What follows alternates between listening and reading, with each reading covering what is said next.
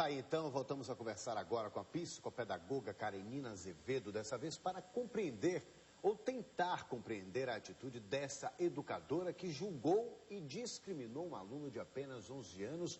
Como justificar, doutora, de volta aqui esse bate-papo, agora abordando um outro assunto, mas também ligado à juventude, como justificar esse comportamento? Eu estou com a mesma questão, como justificar? Porque eu acho que parte do princípio de uma postura pedagógica, de uma postura educativa, né, que ela não teve.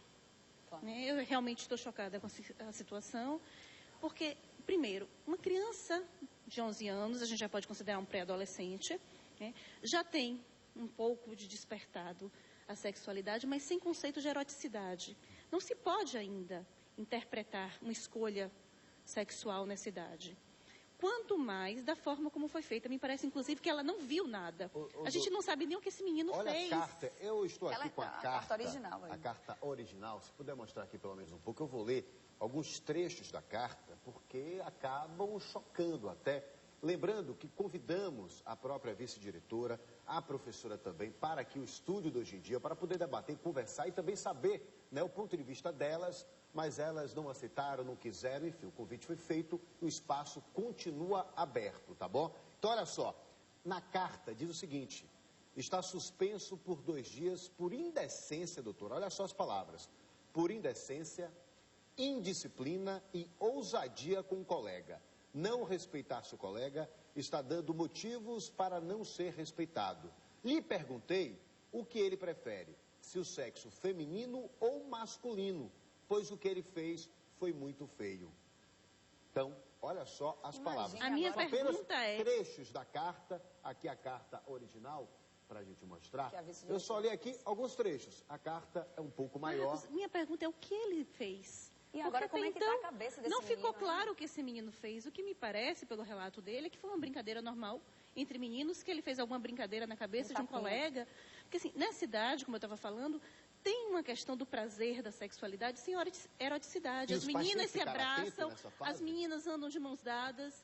Só que como nossa cultura é uma cultura, né, um pouco preconceituosa ainda, apesar de todos os ganhos, os meninos eles realizam como isso? No futebol, quando saem correndo, se abraçam no gol, nas brincadeiras agressivas, no passar a cabeça a mão na cabeça do outro, empurrar a cabeça.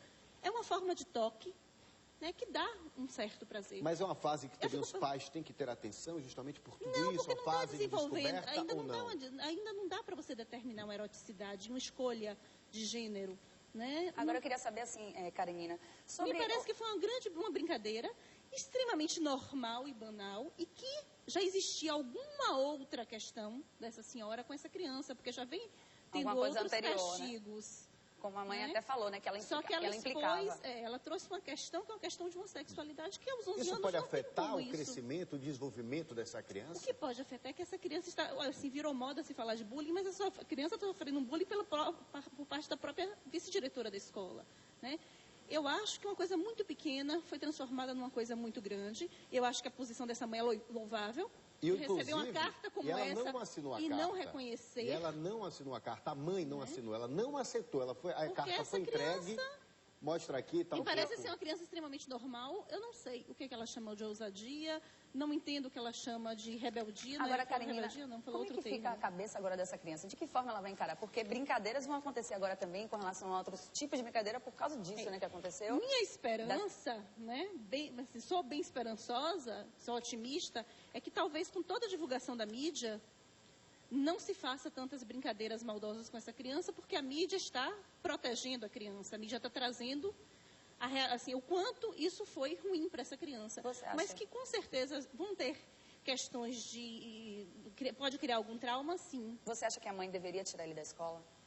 Eu acho que precisa se pensar o quanto essa criança tem afetos nessa escola, quanto esses amigos podem ser parceiros, porque de repente, estando na mesma escola, eles podem ser um grande ganho.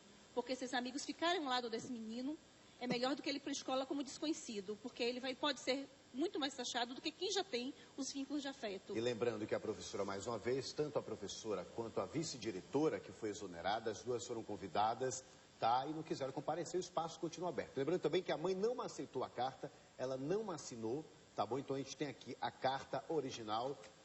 Passamos aqui apenas alguns trechos da carta. para poder traduzir. Só rapidamente para encerrar, o problema todo que eu acho também é o seguinte, que ela foi exonerada, mas continua como professora, ou seja, vai continuar lidando com os jovens, vai continuar encontrando com esse menino de alguma forma. Ou com esse ou com outros meninos, né? Outras brincadeiras e desse outras tipo, situações, que são normais na idade. Parece que, inclusive, ela nem viu a brincadeira, ela fez uma avaliação sobre algo que foi contado a ela. Pela professora. Né? Uma avaliação preconceituosa. Eu não gostaria nem de falar que foi homofóbica, porque me parece que já havia uma questão anterior. Né, a questão de 4 horas de castigo em pé, não tem corpo físico que aguente mesmo de uma criança.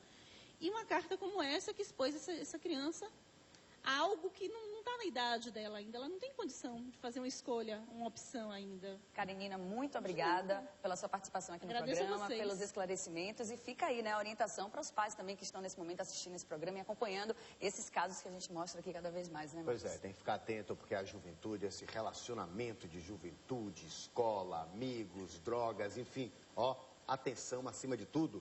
Agora, mais uma notícia.